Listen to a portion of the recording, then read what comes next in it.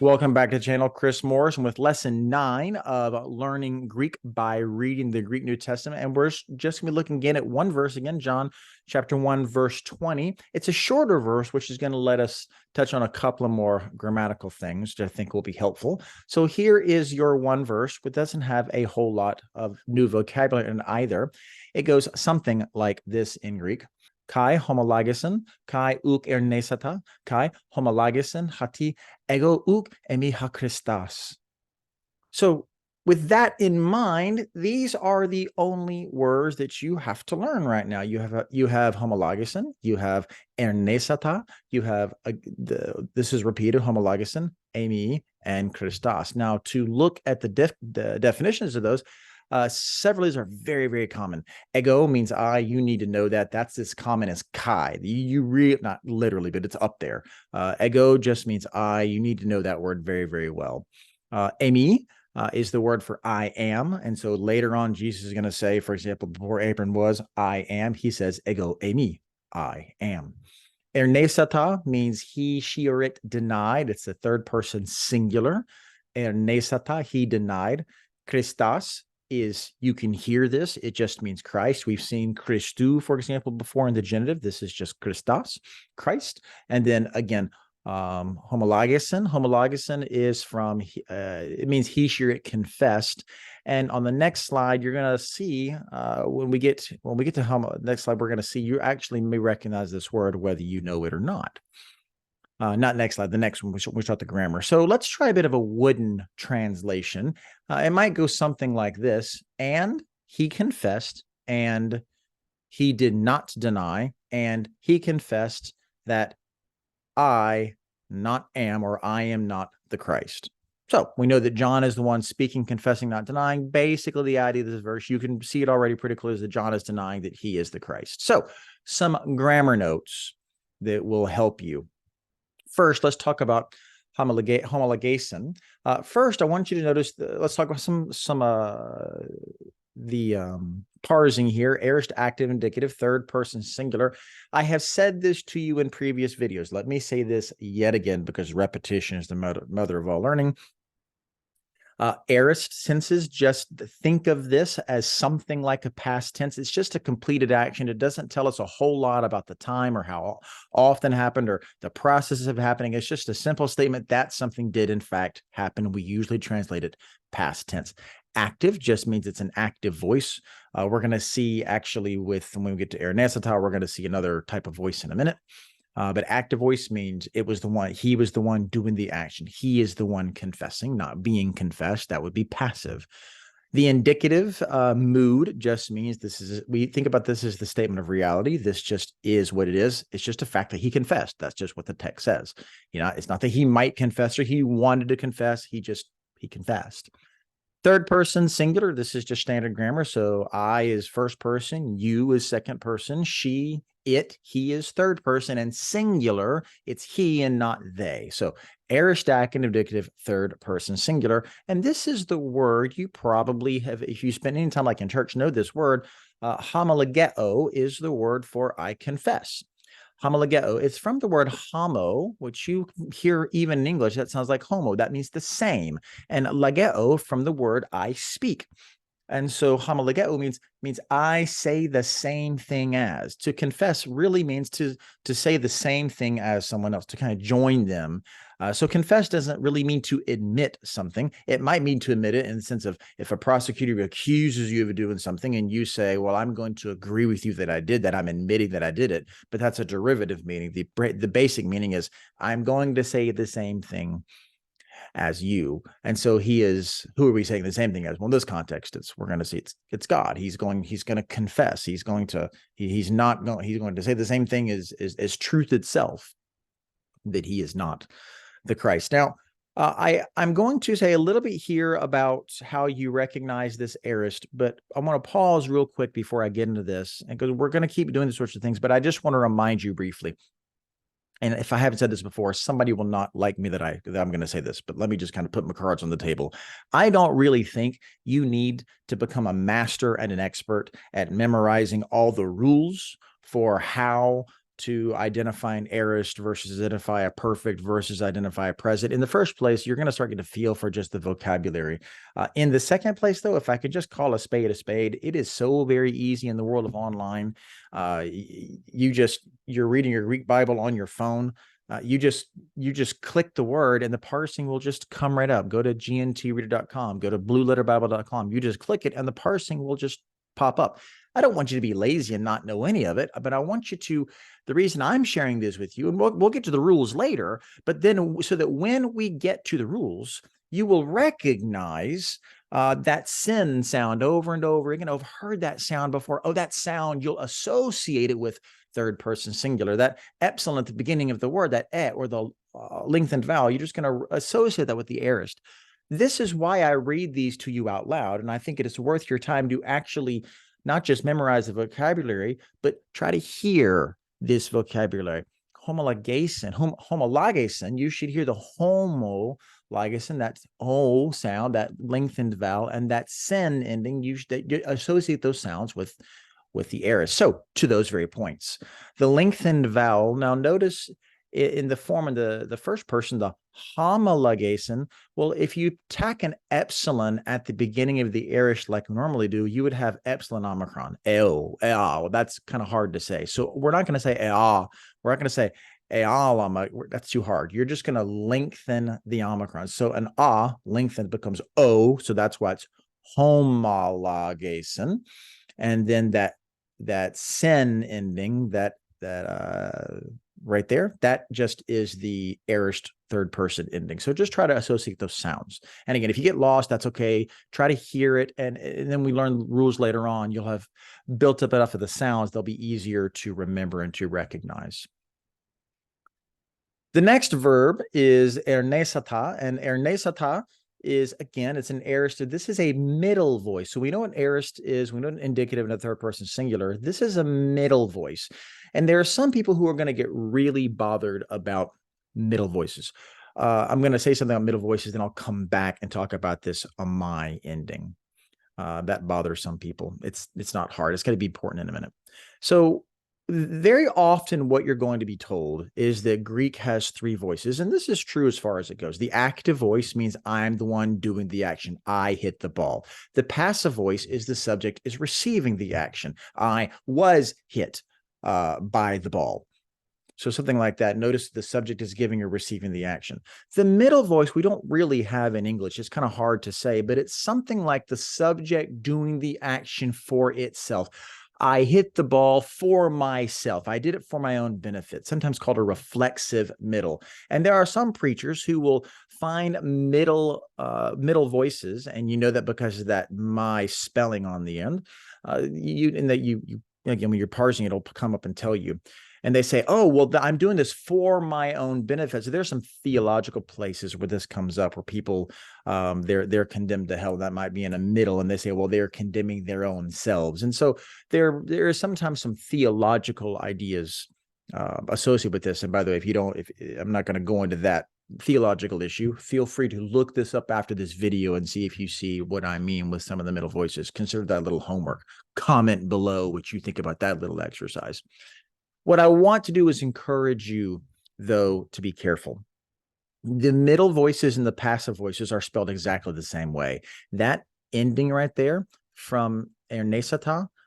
So again, notice we have that alpha is, erneomai is the actual verb for to deny. Notice the alpha. We're not going to put epsilon alpha at the beginning. When we turn into an aorist, we're going to lengthen that vowel. So a becomes a, ernesata, and then you're going to change my to sata at the end. So it becomes ernesata rather than erneomai. That omai ending, anytime you see that, you should immediately think that just associate my endings with middle and passive words, and we'll see that in more detail later on. Just to go back a slide, you saw that that epsilon omega ending, that's a normal verb. Active, those my endings make it passive. That's how you can tell the difference. So middle and passive are spelled the same way.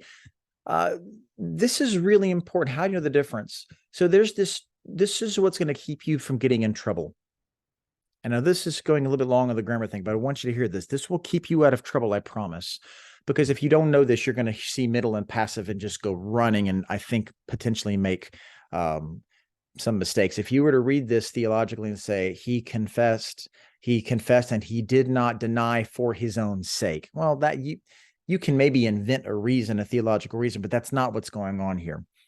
We have in Greek what are called deponent verbs. A deponent verb is a verb that's middle active in spelling, but it's active in meaning. In other words, you're going to spell it like a middle term. You're going to spell it like a passive, but in fact, it gets translated. That's just the way we use the word. They have active meanings. So in fact, about 75% of all the middle voices of all the middle voices that you see, they're already deponent.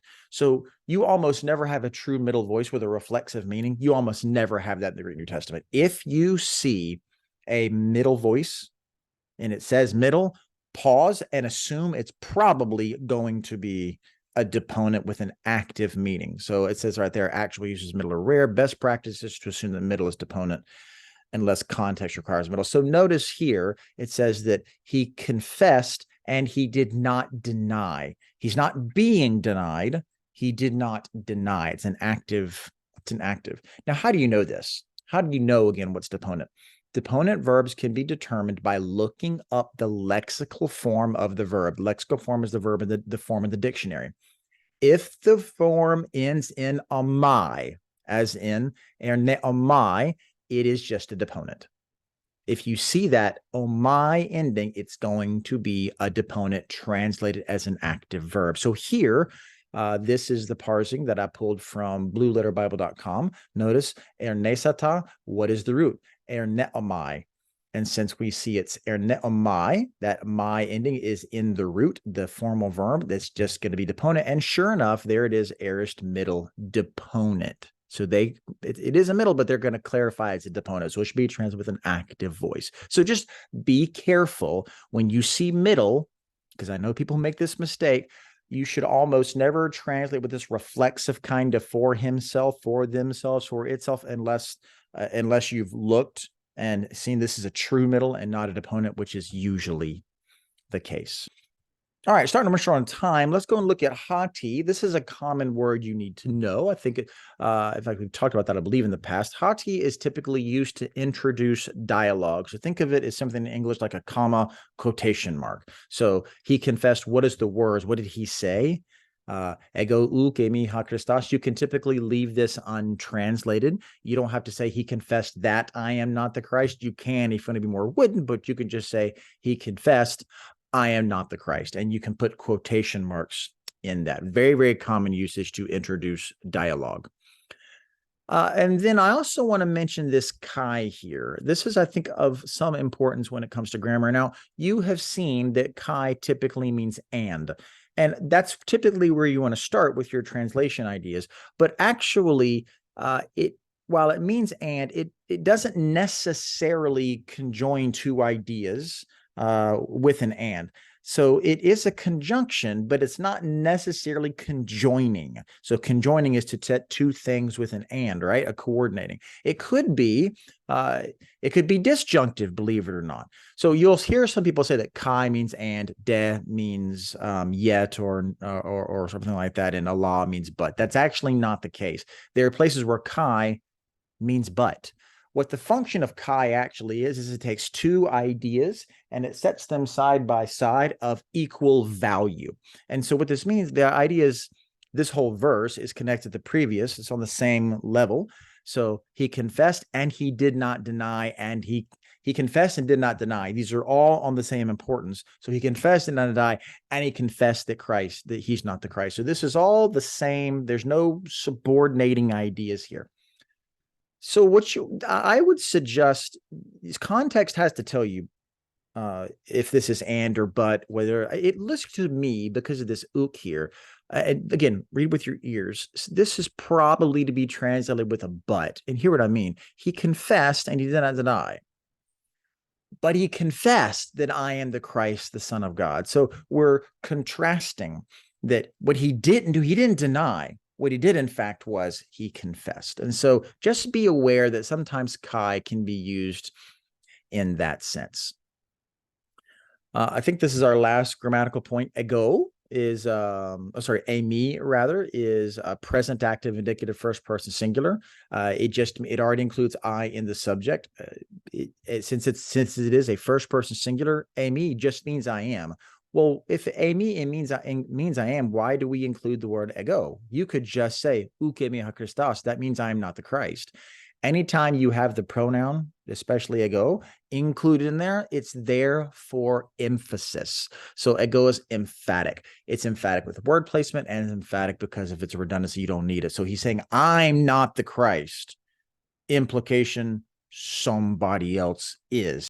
So now we can get to a smooth translation. And I'm going to do two kind of smooth translations, see how far we can actually take this. We might say, given the repeat of the confessing here, we don't have to say that, this potential kai. We could start and say something as simple as, and John, because that's the implied subject, John confessed and didn't deny, but rather confessed, I'm not the Christ. You could say that. You could also recognize here that with this being repeated, we could just say something like this.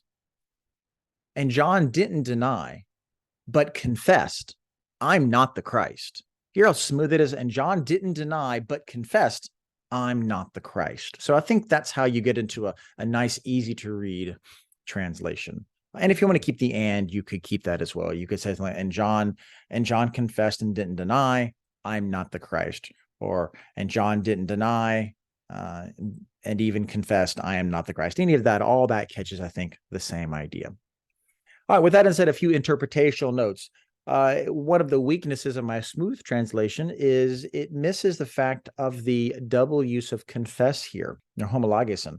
That is the fact that it's used twice is suggests to you that this word is emphatic. It should come to your mind.